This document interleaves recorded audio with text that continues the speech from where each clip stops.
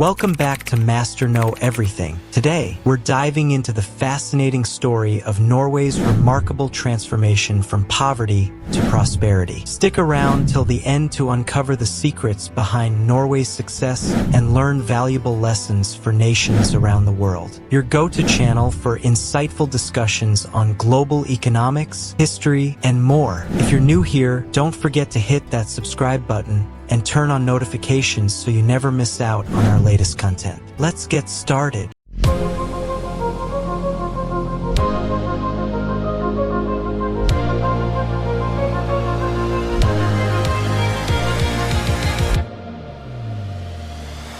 In the late 18th century, one of the great historical economists, Thomas Malthus, toured the picturesque yet climatically harsh Danish-controlled Norway. The tiny population that resided there lived a meager existence, subsisting off of their small farms and whatever they could catch in the sea. The winters shrouded the country in near darkness for half the year, and the amount of land suitable for agriculture was minute at best. Efficient travel in this mountainous country was almost impossible. Towns were remote and isolated, and its citizens were poorly educated, if at all. Long gone was the age of Viking conquests bringing their riches and plunder back with them. Norway was not rich, but, in fact, very poor. In the decades after the visit, things got even worse. Plagued with wars, blockades, and embargoes, Norway's economy was in ruins, and famines spread across the land. Norway, in a lot of ways, was destined to remain underdeveloped and unimportant. Transformation of Norway. Yet today, if you don't include micronations, Norway is the second richest country on Earth, one of the happiest, the seventh healthiest, and it's ranked the most democratic nation in almost every metric that measures the prosperity of a nation. Norway is near the top, and all of its citizens are technically quarter millionaires. But how many countries have tried to do what Norway has done and ended up even more impoverished than before? How did Norway become so insanely rich while other nations failed? And is Norway's economy just too good to be true? The oil curse. These are the countries with the world's largest reserves of oil. Collectively,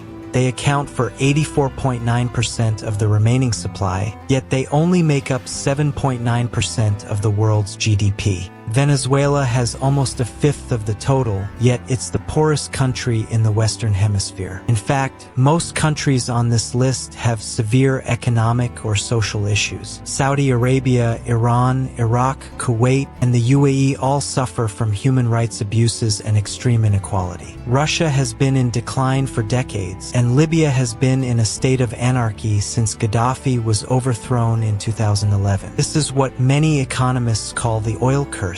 Norway's exception. Today, oil and gas account for 27% of all energy generation. Even as the world inevitably tries to move toward better and cleaner sources of energy, oil today and for a long time will be a necessity. With oil nearing its highest price ever, you would think that having a large quantity of it would be a blessing for a nation's economy. The problem with oil is that it's like winning the lottery all of a sudden. Sometimes overnight, nations start to get inundated with mountains of money. They use it to lower taxes and dramatically increase spending. As the oil industry starts to snowball into the most powerful sector of the economy, it starts to box out and overshadow all other industries. As more oil is exported, the demand for the local currency increases, boosting citizens buying power abroad, but also crippling domestic manufacturing. New politicians promise to spend more to get elected, and dictators do the same to remain in power, choosing to spend today instead of saving for tomorrow. Often, the government becomes corrupt, the wealth is funneled to a select few, and before you know it, the economy is rich on paper, yet the average citizen suffers. But there seems to be a single extraordinary exception to the oil curse. As you might have guessed, that country is Norway. Norway's history and approach. About 100 years after Malthus's visit, Norway had just gained its independence when it separated from Sweden. It was was still uneducated and still poor. Its economy was centered around shipping raw resources like timber, fish, and minerals, and it had little in common with its rapidly industrializing southern neighbors. But it did have some things going for it. Over the prior half-century, in the age of free international trade, Norway built the world's fourth largest merchant fleet, gaining valuable expertise in shipping, trade, and technology, and being an important source of foreign currency. Norway had also coalesced a strong parliamentary system during its struggles for independence, and with it arose universal suffrage, workers' rights, and strong social reforms. Its wide distribution of political power and checks and balances served as a strong backbone to future prosperity. Their geography, while harsh, also enabled immense amounts of cheap hydroelectricity, laying the seeds for industrialization. However, almost 75% of all hydropower was owned by foreign companies. The new government saw this as a risk and believed the resources of Norway should be owned by and for Norwegians. A bill was passed limiting such foreign ownership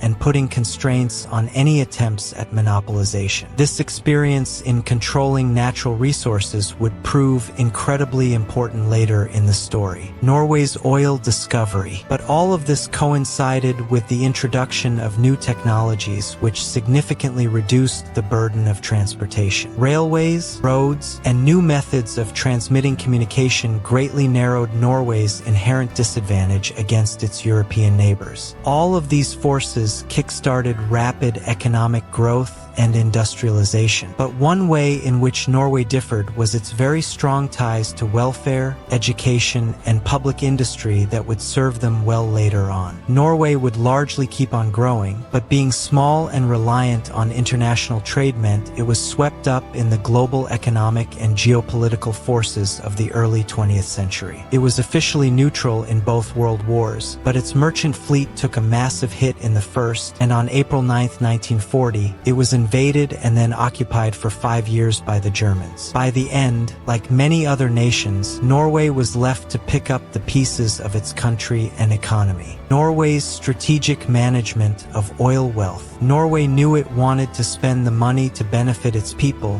but it was not entirely sure how best to do this. The oil industry expanded, and so did prices. More money came in than the government knew what to do with. Then, in the early 80s, oil prices plummeted and a recession began. Economic growth stagnated for almost a decade, a tale as old as time about economies based on oil. Diversification and the sovereign wealth fund. Norway was not squandering its oil revenue, but it needed to do something more. When your economy is at the mercy of a single commodity price, the solution is to diversify investment. This is exactly what Norway did when it created its government pension fund in 1990. Other governments tried this, but their political climates enabled them to become personal piggy banks to whomever was in charge, voiding them of their initial intended purpose, to save for when oil no longer showers the economy in money. Norway's sovereign wealth fund was different, and the government structured it in such a way as to not become corrupted. Sustainable development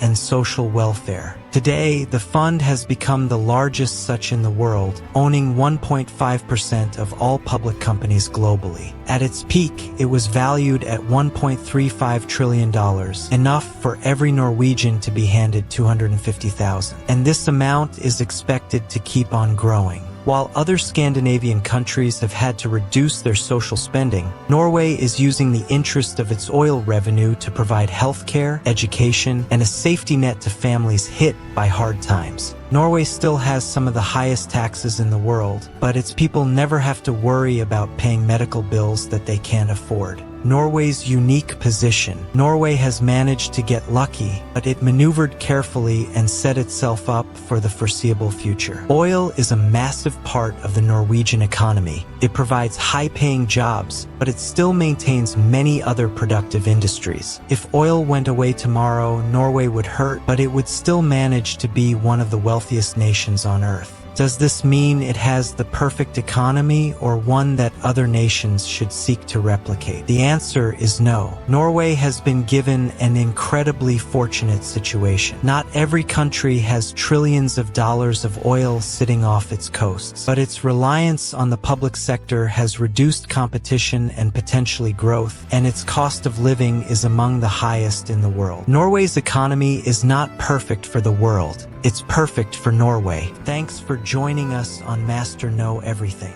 If you found this video informative, don't forget to give it a thumbs up and share it with your friends. And remember to subscribe to our channel for more thought-provoking content. Until next time, keep seeking knowledge and mastering everything. See you in the next video.